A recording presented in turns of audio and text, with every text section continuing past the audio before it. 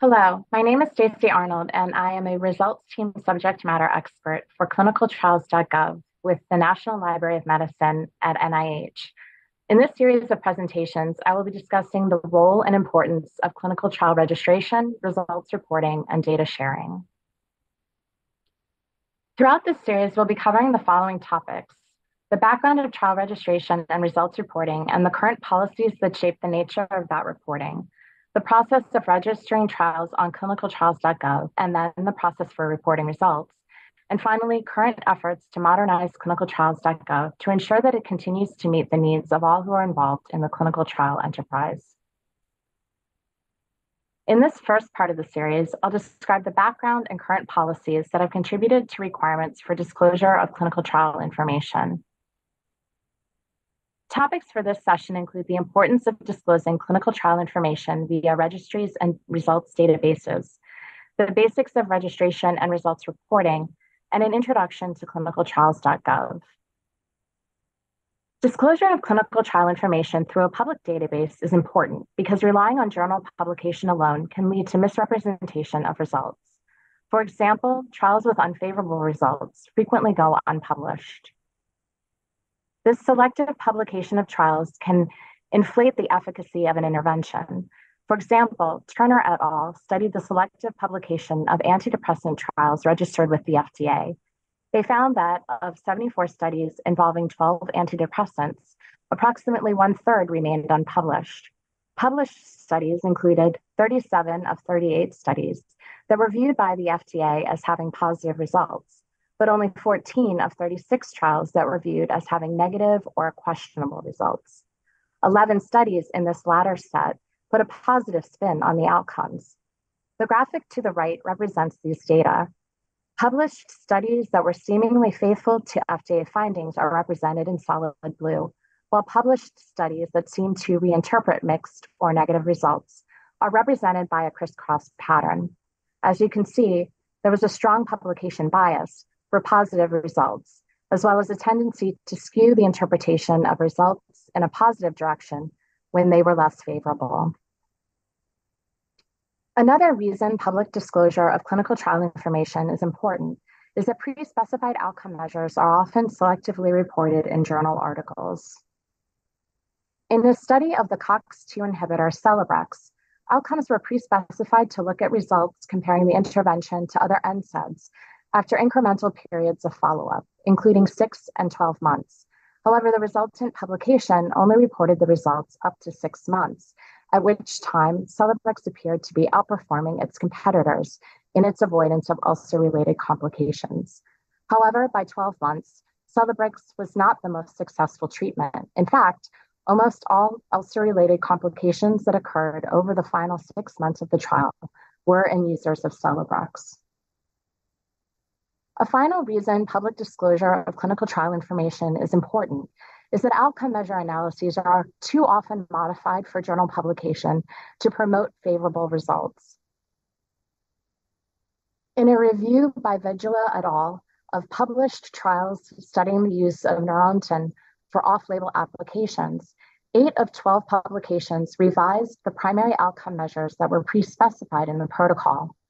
6 reported new primary outcomes, 3 revised primary outcome analyses so that significant p-values were generated to replace ones that were insignificant when analyses were conducted as pre-specified. 2 demoted primary outcomes to secondary outcomes, and 5 failed to report some of the primary outcome measures. In 3 of the 4 studies that reported primary outcomes as pre-specified, p-values for those outcomes were significant. Disclosure of clinical trial information meets the ethical responsibility to protect and honor trial participants by allowing patients to find studies in which to participate, providing a source of information for institutional review boards to determine the potential benefits and harms of studies under review, as well as of the uniqueness of the questions being asked, and fulfills the obligation to trial participants to share their results for the advancement of medical knowledge.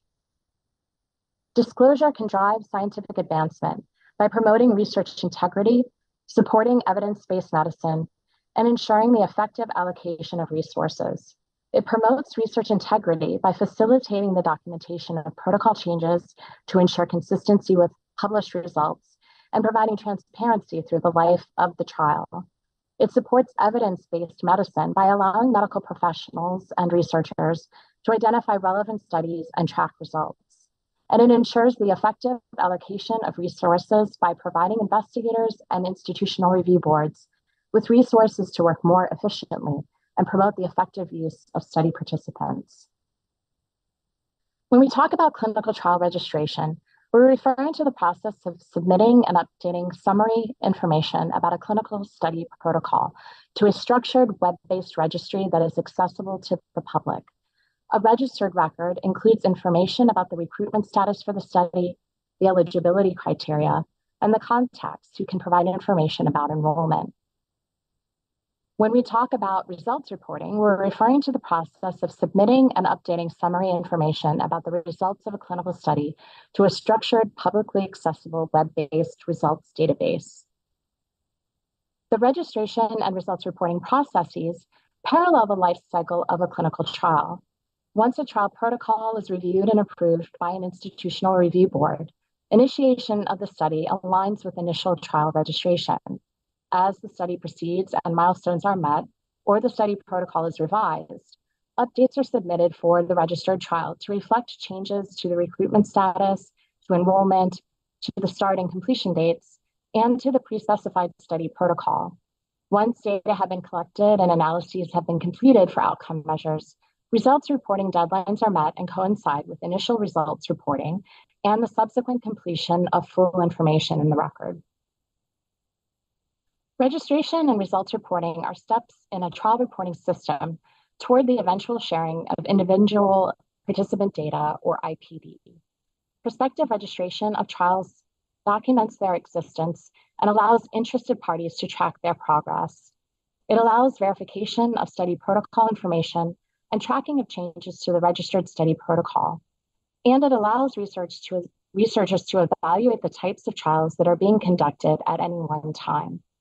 Summary level results reporting ensures report of primary and secondary outcome measures as pre-specified by the protocol, and use of structured data tables enables accurate search and retrieval of trial results. Eventual sharing of IPD enables the reanalysis of trial data, which can allow reported results to be verified. IPD sharing can also allow data from multiple trials to be combined for a larger analysis or a novel investigation. The importance of utilizing a three-tiered trial reporting system to increase transparency was highlighted by a Lancet investigation of studies of Paxil in children.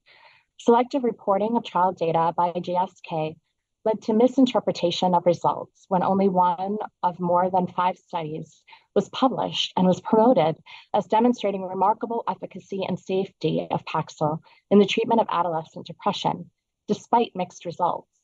Unpublished studies showed mixed or negative results and indicated that Paxil was no more effective than placebo in treating depression in children, and possibly associated with a greater risk of suicidal ideation and acts. Prospective registration in the case of the GSK trials would have provided a public list of all ongoing and completed trials of Paxil, allowed the detection of trials with undisclosed results, and allowed for the comparison of reported outcomes with those pre-specified in the protocol. Summary results reporting would have provided access to pre-specified outcome measures and serious adverse events data, and allowed for interpretation of these data without the accompanying conclusive language. And access to IPD and accompanying documentation would have brought to light any analysis decisions that had not been publicly disclosed and allowed for the reanalysis of data with different methods for categorizing adverse events. ClinicalTrials.gov is a US-based registry within NIH in the National Library of Medicine that provides information about clinical research studies to patients, researchers, and healthcare professionals. It relies on sponsors and investigators to submit and update information about studies.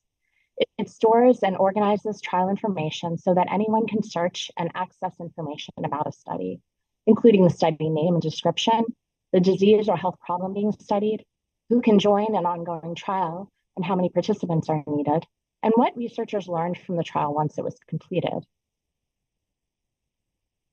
The clinicaltrials.gov registry was launched in 2000 to meet requirements outlined by a US law, FDAMA, or the FDA Modernization Act of 1997. In 2005, the International Committee of Medical Journal Editors, or ICMJE, required sponsors and investigators to make clinical trials available on public databases. And in 2006, the World Health Organization, WHO, created a policy for reporting of clinical trial information. In 2007, FDA, or the FDA Amendments Act of 2007, was passed and required registration of more types of trials and more types of information, necessitating creation of the clinicaltrials.gov results database, which was launched in 2008. Additional clarification of reporting requirements was provided by the final rule in 2017. At the same time, NIH announced a policy requiring all NIH-funded clinical trials to be listed on clinicaltrials.gov. Finally, in 2008, the revised Common Rule was established and required public posting of an informed consent form for government-funded studies.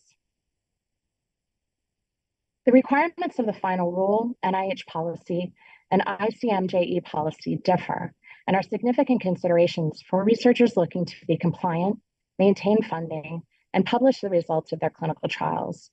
While both the final rule and NIH policy require registration within 21 days of enrollment of the first participant, ICMJE policy requires registration on or before the day the first participant is enrolled. NIH and ICMJE policies cover all trial phases, while the final rule exempts phase 1 trials from the reporting requirement. NIH and ICMJE policies require that studies with any type of intervention be reported, while the final rule covers trials of drugs, biologics, and devices. While the NIH policy is specific for NIH-funded trials, the final rule and ICMJE policy cover trials funded by all sources. Finally, the penalties for noncompliance differ according to the source. Failure to comply with the requirements of the final rule could result in a fine of $13,237 per day or more as the value is adjusted for inflation, as well as a loss of US federal funding. The failure to comply with NIH policy could result in loss of NIH funding, and failure to comply with ICMJE policy will result in a refusal to publish in a member journal. In summary, disclosure of clinical trial information via journal publication can be biased and misleading, necessitating full disclosure through trial registries and results databases. The stages of registration and results reporting parallel the life cycle of a clinical trial. ClinicalTrials.gov was developed in accordance with US law and NIH policy. It helps study sponsors and investigators recruit participants and share information with the broader research community. Now I'll ask a couple of questions to review the material that we covered. What are the 3 pitfalls of relying on publication alone to convey clinical trial information? The answer: unfavorable results go unpublished. Pre-specified outcome measures are selectively reported. And outcomes are not reported as pre-specified. What are the 3 components of the trial reporting system? The answer: prospective registration, summary results reporting, and individual participant data, or IPD, sharing. I hope you've learned about the importance of disclosing trial information to a public registry like clinicaltrials.gov. Thank you for your attention.